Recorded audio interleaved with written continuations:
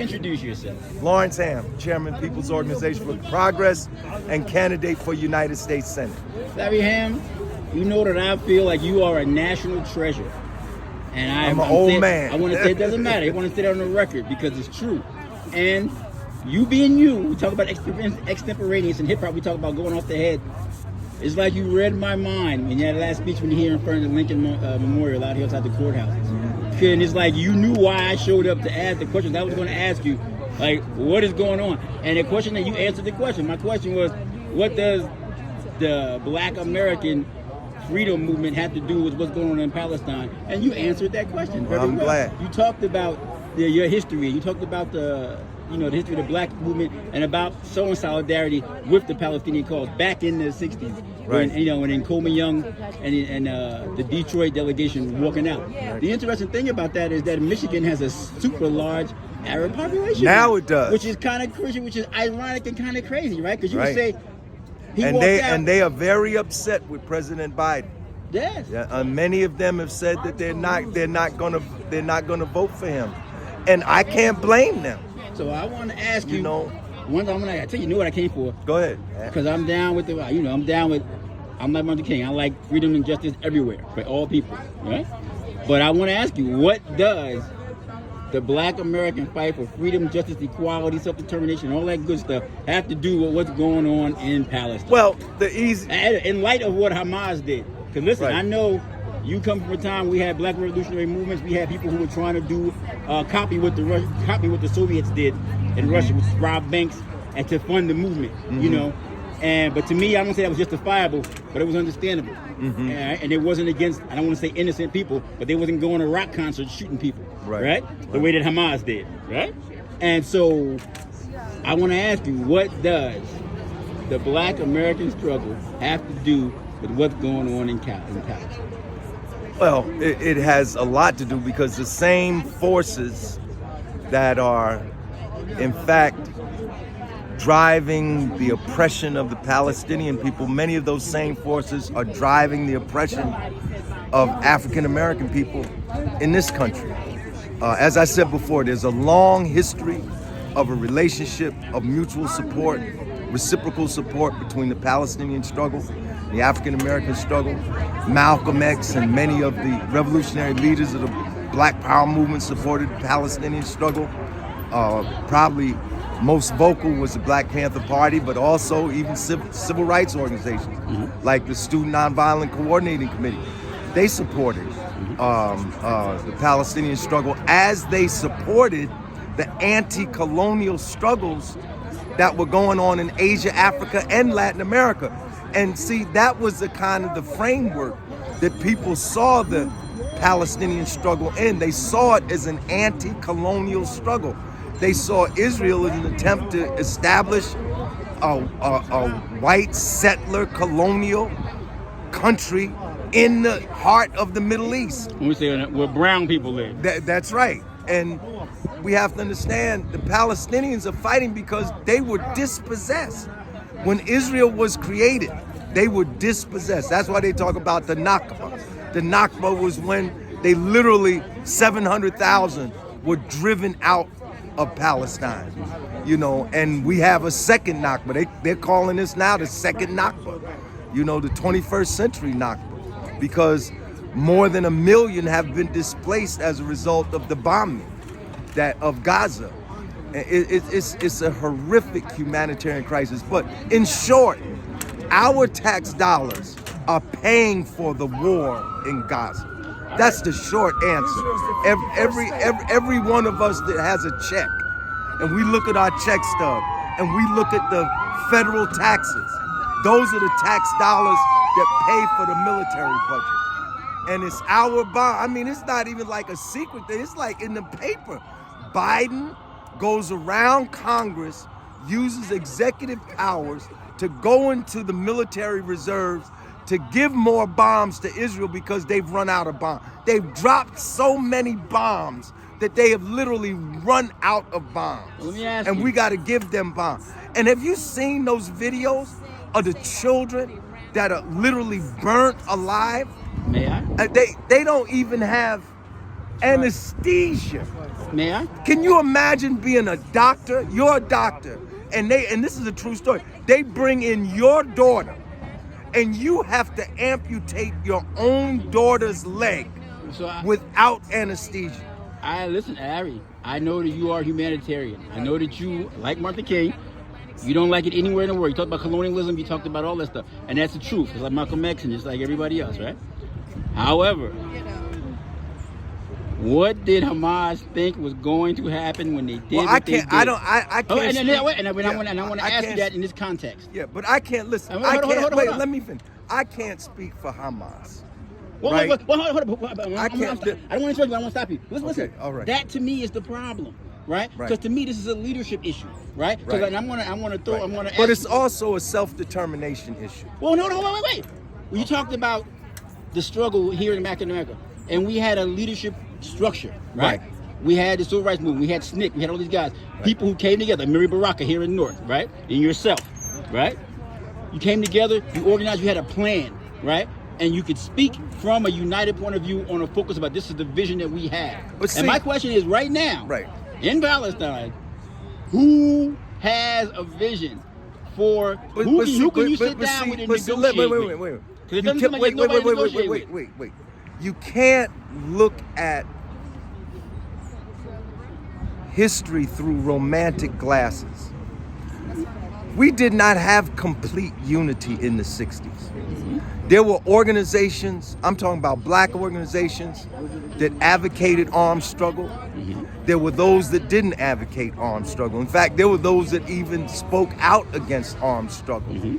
You had organizations that didn't necessarily advocate armed struggle, but they advocated self-defense. There was not a total unity among black people. Black people are just like any other people. They're different tendencies. And the same thing is true. I mean, if you look at all of the anti-colonial struggles, if you look at Angola, there was MPLA in Angola, there was FMLA in Angola, there was UNITA in Angola. At one point, there were 3 different liberation organizations. Ultimately, MPLA was dominant during the South African struggle. ANC wasn't the only organization. There was the African National Congress, there was the Pan-Africanist Congress under Robert Sobukwe, and then when they got to the contemporary era, there were even other organizations like the Black Consciousness Movement, which was Stephen Biko, which was outside. But this is what I'm saying. Where are those other Palestinian organizations? Where are they? Let me answer the question. They are there. Where? Why don't we hear from them? Maybe because the media doesn't let you hear from them. Oh, they got an Arab, they've got Al Jazeera TV. But that's Saudi Arabia. That's not Palestinian owned. Al Jazeera is not owned by Palestinians. See, you got to understand this. You got to understand the nuances that are here. You know, Al Jazeera is owned by the Saudis. They got one slant on the story. You know, the Emiratis got another slant on the story. There are different organizations within the Palestinian struggle. And the best thing that we can do is advocate for self-determination for the Palestinian people. Let the Palestinian people decide who will speak for them. Through solidarity. Through solidarity. That's right. Let the Palestinian people decide whether they want to engage in armed struggle, political struggle, a combination of the two. You know, it's not for us to say, look, let me tell you something. Go ahead. When Nat Turner had his uprising, he killed people. He didn't just kill slave masters, he killed women and children, mothers, children. The same thing that was saying that people are saying about Hamas, they said that and worse about Nat Turner. My only thing is my only caveat with that is this. This is my whole issue, right? With this whole what's going on now. Because listen, I don't like babies getting burned. I don't like bombs being dropped on civilians. I don't like none of that, right? On either side. However, I remember Bill Clinton and Madeleine Albright sitting down with the Israeli president, prime minister, who got assassinated because he was trying to make peace with Palestine, who got killed by the radicals who were backing Netanyahu right now. They wiped him out, right? They said it was a lone dude, but he got wiped out. Put his life on the line for it. And they cut a peace deal that is almost exactly like the peace deal that the Irish got from Britain about Northern Ireland and also about the liberation when they were occupied by the British, correct? They had a deal in place. That was when they had the the Palestinian Authority, the PA, and Yasser Arafat. No, listen, PLO was the revolutionary thing. The Palestinian Authority. Fatah. Yeah, yes. Fatah. Yes, the Intifada, right? No, not Intifada. Fatah. All right. Well, Fatah. Fatah is an organization. That's who's in you control. bring up a good point. My point is, in control of the West at Bank. some point, you got to go from revolutionary.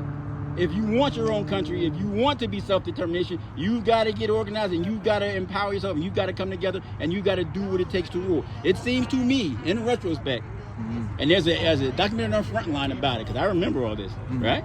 Because I want freedom for the Palestinian self-defense too.